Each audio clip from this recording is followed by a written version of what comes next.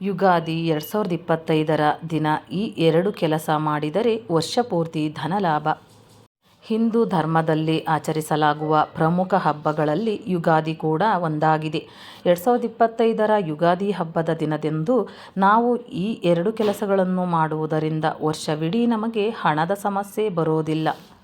2025ರ ಯುಗಾದಿ ಹಬ್ಬದ ದಿನದಂದು ನಾವು ಯಾವ ಎರಡು ಕೆಲಸಗಳನ್ನು ಮಾಡಬೇಕು? ಯುಗಾದಿ ದಿನ ಈ ಎರಡು ಕೆಲಸ ಮಾಡಿ. ಯುಗಾದಿ ವಿಶ್ವಾವಸುನಾಮ ಸಂವತ್ಸರ ಆರಂಭವಾಗುವ ಶುಭ ದಿನವೇ ಯುಗಾದಿ. ಯುಗಾದಿ ಹಿಂದೂಗಳಿಗೆ ಹೊಸ ವರ್ಷದ ಆರಂಭವನ್ನು ಸೂಚಿಸುವ ಹಬ್ಬವಾಗಿದೆ. ಈ ದಿನವನ್ನು ಹೆಚ್ಚು ಶ್ರೇಷ್ಠವಾದ ದಿನವೆಂದು ಪರಿಗಣಿಸಲಾಗುತ್ತದೆ. ಈ ಶುಭ ದಿನದಂದು ನಾವು ಈ ಎರಡು ಕೆಲಸಗಳನ್ನು ಮಾಡುವುದರಿಂದ ನಮಗೆ ವರ್ಷಪೂರ್ತಿ ಧನಾಗಮನವಾಗುವುದು. ಹಿಂದಿನ ವರ್ಷ ಅನುಭವಿಸಿದಂತಹ ಹಣಕಾಸಿನ ಸಮಸ್ಯೆಗಳು ಪರಿಹಾರವಾಗುವುದು. ಈ ಲೇಖನದಲ್ಲಿ ಯುಗಾದಿ ಹಬ್ಬದ ದಿನದಂದು ನಾವು ಯಾವ ಎರಡು ಕೆಲಸಗಳನ್ನು ಮಾಡಿದರೆ ಪುಣ್ಯ ಫಲ ಹಾಗೂ ಧನಾಗಮನವಾಗುತ್ತದೆ ಎಂಬುದನ್ನು ತಿಳಿದುಕೊಳ್ಳೋಣ. ಮೊದಲನೇ ಕೆಲಸ, ಮುಂಜಾನೆ ಅಭ್ಯಂಗ ಸ್ನಾನ ಮಾಡಿ. ಯುಗಾದಿ ಹಬ್ಬದ ದಿನದಂದು ನೀವು ಮಾಡಬೇಕಾದ ಪ್ರಮುಖ ಕೆಲಸವೆಂದರೆ ಅದುವೇ ಅಭ್ಯಂಗ ಸ್ನಾನ, ಅಂದರೆ ಎಣ್ಣೆ ಸ್ನಾನ. ಮುಂಜಾನೆ ಎದ್ದಾಕ್ಷಣ ನೀವು ಶುದ್ಧರಾಗುವುದಕ್ಕಾಗಿ ಅಭ್ಯಂಗ ಸ್ನಾನವನ್ನು ಮಾಡಬೇಕು. ಈ ಸ್ನಾನಕ್ಕಾಗಿ ನೀವು ಎಳ್ಳೆಣ್ಣೆಯನ್ನು ಬಳಸಿಕೊಳ್ಳಬೇಕು.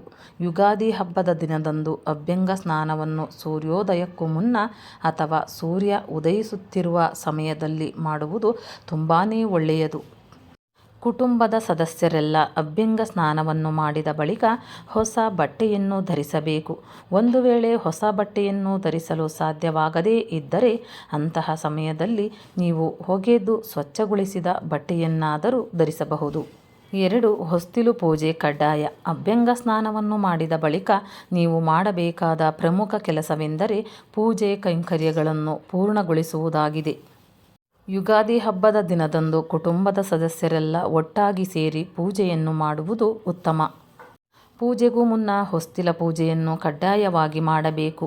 ಹೊಸ್ತಿಲನ್ನು ತೊಳೆದು ರಂಗೋಲಿಯನ್ನು ಹಾಕಿ ಹೂಗಳಿಂದ ಅಲಂಕಾರ ಮಾಡಿ ನಂತರ ಅರಿಶಿಣ ಮತ್ತು ಕುಂಕುಮವನ್ನು ಹಚ್ಚಿ ಈ ದಿನ ತಪ್ಪದೇ ಹೊಸ್ತಿಲಿಗೆ ತೋರಣವನ್ನು ಕಟ್ಟಬೇಕು ಎಂಬುದನ್ನು ಗಮನದಲ್ಲಿಟ್ಟುಕೊಳ್ಳಿ.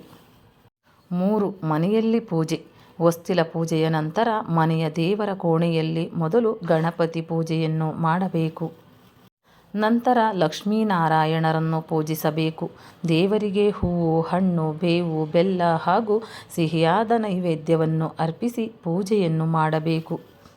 ಪೂಜೆಯ ಬಳಿಕ ದೇವರಿಗೆ ಅರ್ಪಿಸಿದ ಬೇವು ಮತ್ತು ಬೆಲ್ಲವನ್ನು ಕುಟುಂಬದ ಸದಸ್ಯರೊಂದಿಗೆ ಹಾಗೂ ಇತರರೊಂದಿಗೆ ಹಂಚಿಕೊಳ್ಳಿ. ಈ ದಿನ ವಿಷ್ಣು ಸಹಸ್ರನಾಮ, ಗಣೇಶ ಮಂತ್ರ, ಲಕ್ಷ್ಮೀ ಮಂತ್ರ ಇತ್ಯಾದಿ ಸ್ತೋತ್ರಗಳನ್ನು ಪಠಿಸಿ.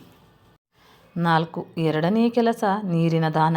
ಯುಗಾದಿ ಹಬ್ಬದ ದಿನದಂದು ಕುಡಿಯುವ ನೀರನ್ನು ಬಾಯಾರಿದವರಿಗೆ, ಹಸಿದವರಿಗೆ, ಪ್ರಾಣಿ ಪಕ್ಷಿಗಳಿಗೆ ನೀರನ್ನು ಕುಡಿಯಲು ನೀಡಬೇಕು. ಈ ದಿನ ಇವುಗಳಿಗೆ ನೀರನ್ನು ದಾನ ಮಾಡುವುದರಿಂದ ನಮ್ಮ ಪಾಪಗಳು ಪರಿಹಾರವಾಗುತ್ತದೆ, ಪುಣ್ಯ ಪ್ರಾಪ್ತವಾಗುತ್ತದೆ. ನೀರಿನ ದಾನವನ್ನು ನೀವು ಗಿಡ ಮರಗಳಿಗೆ ನೀಡುವುದರ ಮೂಲಕ ಕೂಡ ದಾನದ ಫಲವನ್ನು ಪಡೆದುಕೊಳ್ಳಬಹುದು. ಯುಗಾದಿ ಹಬ್ಬದ ದಿನದಂದು ಪಂಚಾಂಗವನ್ನು ಓದುವುದು, ಕೇಳುವುದು ತುಂಬಾ ಶುಭ ಫಲಗಳನ್ನು ಕರುಣಿಸುತ್ತದೆ.